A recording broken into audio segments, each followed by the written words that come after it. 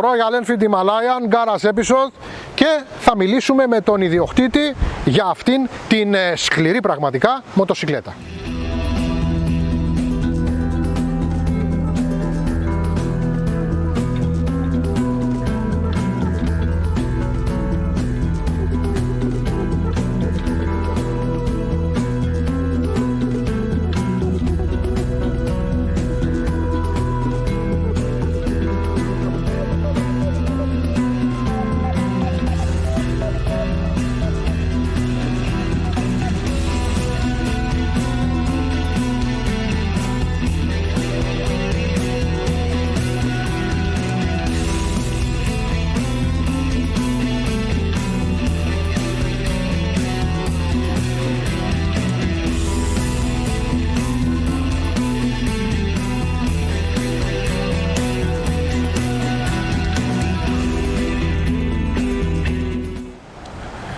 Ο Γιώργος. Τελευταία φορά που τον είδατε σε Garage Episode ήταν καθιστός, με τις λάμες να εξέχουνε, την πατερίτσα και το κουτζέι στα 900 χιλιόμετρα να έχει σπάσει πόδι. Τώρα ο Γιώργος είναι όρθιος με Royal Enfield. Ο Γιώργος είναι μαζί μου, είναι στα κόκκινα φεγγαριά, στους ανθρώπους των κόκκινων φεγγαριών. Είναι από τους φίλους οι οποίοι με βοηθάνε στα ride, με βοηθάνε στα Garage Days, με ακολουθούσαν όταν πρωτοξεκίνησα που δεν με παρακολουθούσε κανείς. Είναι από τους φίλους τους δικούς μας και φυσικά είναι και σύντεχνος. Έτσι, λοιπόν, από εκεί και πέρα χαιρόμαστε που τον βλέπουμε όρθιο. Τώρα για το παρουσιαστικό του, τώρα εδώ με αυτό το αδιάβροχο, με αυτό το μαλλί, συγχωρέστε με, δεν φταίω εγώ. Τους φίλους λέει δεν τους διαλέγεις, κολλάνε από μόνοι τους, δεν. Λοιπόν, και τον έχουμε τώρα με Royal Enfield. Γιώργο, καλώς ήρθες. Καλώς σας βρήκα, παιδιά. Το πρώτο πράγμα που θέλω να σε ρωτήσω, έχεις μεγάλη εμπειρία στις μοτοσυκλέτες, το ότι έχεις οδηγήσει πολλές μηχανές μαζί μου, έχεις αλλάξει πολλά μηχανάκια. Σε θυμάμαι με Ducati Monster στην αρχή όταν σε γνώρισα, με Africa Twin, με ταγκεράκια, με τις Παναγιά στα μάτια, χώρια τα υπηρεσιακά και το καθεξής. Γιατί πήγες σε ένα μηχανάκι σαν και αυτό? Ήθελα κάτι χαλαρό, Ναι. ήρεμο, να ανεβαίνω πάνω και να πατάει καλά το πόδι μου. Λόγω του συμβάντος που είχαμε, Ναι, που το έχεις σπάσει, λογικό. Αυτό με εξυπηρέτησε πάρα πολύ καλά έως σήμερα. Αισθάνεσαι δηλαδή ότι η θέση του είναι πολύ φιλική? Πάρα πολύ φιλική. Θεωρείς ότι με αυτό το μηχανάκι θα μπορείς να κινείσαι, ας πούμε, κι ας μην ήταν το πόδι σου σπασμένο, θα κινούσουν πιο εύκολα στην πόλη από ότι ένα από τα ψηλότερα μηχανάκια όπως το Κουτζέ, το 700 που είχες ή το Africa Twin ή κάτι τέτοιο? Είναι πιο εύκολη κίνηση στην πόλη? Ναι, το πιστεύω αυτό. Είναι πολύ εύκολο οδηγητό μες στην πόλη. Δηλαδή, ας πούμε τώρα το πήρες για αυτό το λόγο. Ναι. Ξεχνάμε το λόγο σαν να μην συνέβη ποτέ. Και είχες αγοράσει αυτό το μηχανάκι. Ποια είναι η άποψή σου, χωρίς να υπάρχει το συμβάν πριν? Το μηχανάκι τα κάνει όλα χαλαρά. Στην πόλη πάντα λέμε. Στην πόλη είναι σαν ένα πιο ψηλό παπάκι. Κόβει καλά το τιμόνι του, Ναι. εμένα δηλαδή δεν με περιορίζει πουθενά. Πηγαίνει πάρα πολύ ωραία. Έχει τη ροπή του για μέσα στην πόλη και λύσεται με Δευτέρα και Τρίτη να έχεις ξεχάσει. Πολύ βολικό. Ασφαλές. Μια χαρά είναι. Και τώρα και θέλω να σου κάνω μια άλλη ερώτηση. Οικονομία? Πολύ καλά. Με ένα ντεπόζιτο νομίζω έχω δει, αν δεν κάνω λάθος, 3,60. 15 λίτρα νομίζω είναι το ένα ντεπόζιτο. Ναι. Και δεν μου λες το δεύτερο άτομο εδώ πέρα που εξέχουν τα μάγουλα, τα χερούλια, κάθεται? Κάθεται διότι τα πόδια του βγαίνουν και πατάνε εδώ, με αποτέλεσμα δεν βρίσκει ο κόλλος στα χερουλάκια.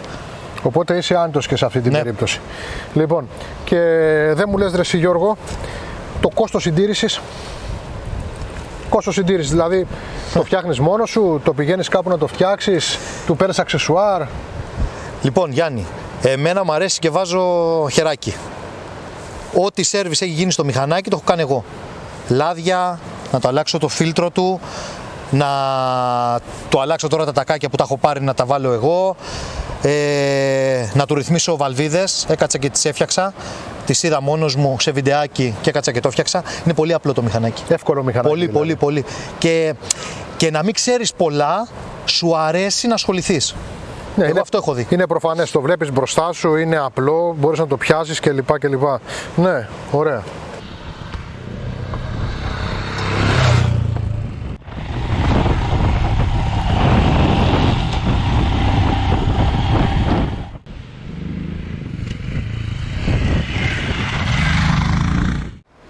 Αυτό λοιπόν είναι το Himalayan.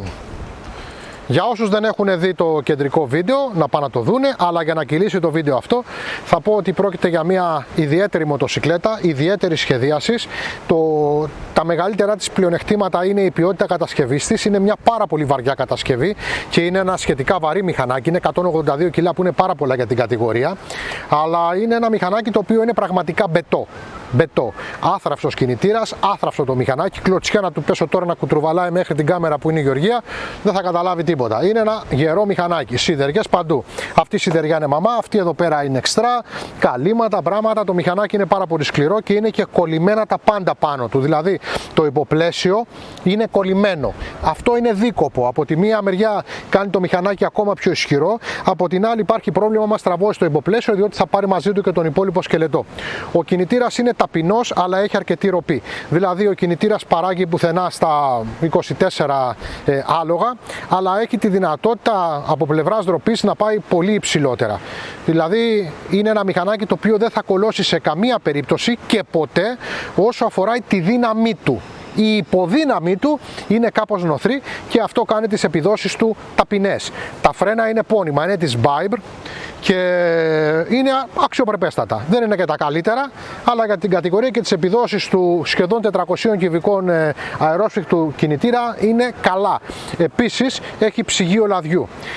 Ιδιαίτερα πρέπει να μιλήσουμε για αυτό το μηχανάκι όσο αφορά τα ρολόγια του, που είναι πάρα πολύ ωραία. Έχουν το στροφόμετρο, έχουν το κεντρικό όργανο, το οδόμετρο δηλαδή μαζί με τις λιχνίες που είχε εκεί πέρα, έχουν πηξίδα, βενζινόμετρο, είναι πάρα πολύ ωραία όργανα, από τα πιο ωραία όργανα που έχω δει σε μηχανάκι. Η θέση οδήγησης είναι πάρα πολύ φιλική, το μηχανάκι είναι εύκολο, είναι χαμηλό, καθίζεις άνετα, πατάς και από τις δύο πλευρές τα πόδια και γενικότερα είναι μια επιλογή για ανθρώπους που ξέρουν τι θέλουν ή για αρχάριους. Ο αρχάριος δηλαδή δεν έχει να φοβηθεί τίποτα από αυτό το μηχανάκι και αυτός που ξέρει ότι θέλει αυτό το οικονομικό αλλά ροπάτο και κάπως αργό μηχανάκι για κάθε χρήση και σκληρή χρήση, είτε αυτή είναι βουνό είτε είναι οτιδήποτε ή κάθε μέρα στην πόλη ή ό,τι θέλεις, είναι ένα μηχανάκι εξαιρετικό. Αυτά όσο αφορά εν ολίγης αυτήν την υπέροχη μοτοσυκλέτα της Royal Enfield, το Himalayan.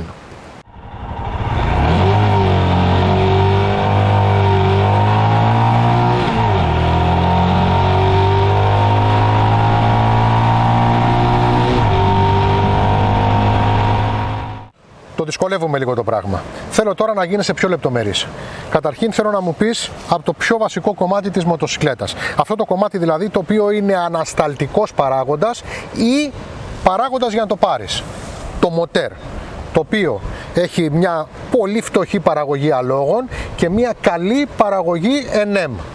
Ροπάτο δηλαδή, αλλά όχι δυνατό. Λοιπόν, και οικονομικό όπως μου είπες προλίγου. Μίλησέ μας για αυτό το κινητήρα. Πού σε πάει, πώς σε πάει. Λοιπόν, στην εθνική θα πηγαίνεις maximum για να μην το στροφάρεις πολύ μέχρι 100-110 ταξιδάκι, σταθερά εννοώ χιλιόμετρα. Επαρχιακό πάει αεράτα, δεν καταλαβαίνει τίποτα. Ροπή από χαμηλά, με αποτέλεσμα πηγαίνει πολύ άνετα σε στροφιλίκια. Κοίτα, σαν μοτέρ είναι πολύ αξιόπιστο, διότι είναι πολύ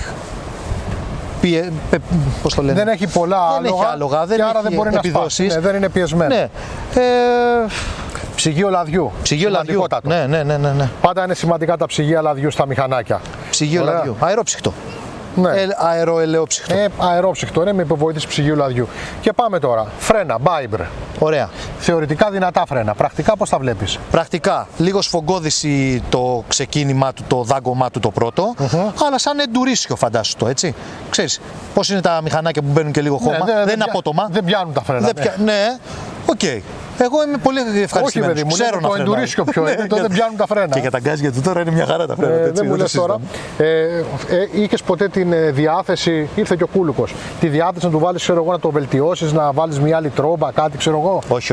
Είναι εντάξει. Έτσι. Είναι μια χαρά. Λοιπόν, εντάξει. Δεν το ABS. Το ABS μπαινοβγαίνει γιατί είναι το Euro 5 με ένα κουμπάκι. Μια χαρά. Οπότε στα χώματα είσαι πολύ άγριος. Ναι, βέβαια. Τι. Με βλέπεις έτσι. Πηγαίνεις και κάνεις κάμπινγκ στα βουνά, Γιώργο. Όχι ακόμα. Ωραία. Λοιπόν, πάμε τώρα σε αυτό το οποίο όλοι ξέρουμε ότι είναι το δυνατό του σημείο. ποιότητα κατασκευής. Σιδεριά. Είναι. Μπετό. Είναι. Δεν σπάω, δεν χαλάω. Και να πέσω κάτω δεν τρέχει τίποτα. Τίποτα. 30 σκάρες έχει γύρω-γύρω. Έτσι ακριβώς. Αυτά είναι μαμά, φαντάσου τα κάγκελα μπροστά. Τα κάτω είναι έξτρα. Τα κάτω είναι έξτρα. Και να πέσει. Τίποτα. Έπεσε, εντάξει, οκ. Βλέπω γενικά τα κολλήματα πάνω στο μηχανάκι. Είναι πολύ σφιχτό το μηχανάκι. Δεν είναι βιδωτό το υποπλαίσιο, είναι κανονικά κολλημένο. Αυτό βέβαια το κολλημένο υποπλαίσιο σημαίνει ότι άμα στραβώσει Μπράβο. θα σου πάρει όλο το μηχανάκι. Είναι δηλαδή είναι λίγο δίπολο. Έχει και το υπέρ, έχει και το κακά. Αλλά είναι πάρα πολύ δεμένο. Ναι, είναι. Λοιπόν, Γιώργο μου, πες μου τώρα για να κλείσουμε αυτό το βίντεο, εάν το πρότεινε σε κάποιον άνθρωπο αυτό το μηχανάκι, σε ποιον θα το πρότεινες? Δηλαδή, ποιο κοινό πιστεύεις ότι έχει? Δύο για μένα. Για έναν αρχάριο που θέλει να πάρει μια μοτοσικλέτα η οποία να μην τον φοβήσει και να τα κάνει όλα. Του κάνει. Γιατί θα κάνει τα πάντα.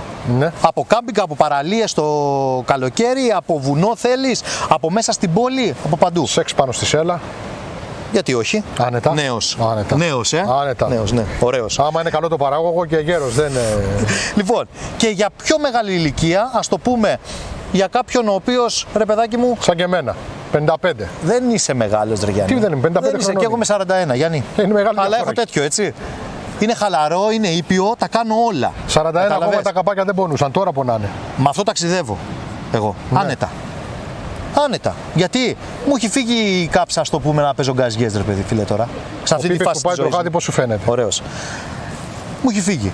Πάω χαλαρά, πάω παντού. Αλλά πρόσεξε με το ρεποπό του. Χαλαρά. Δεν είναι να βιάζεσαι. Ναι, εντάξει. δεν είναι για να βιάζεσαι.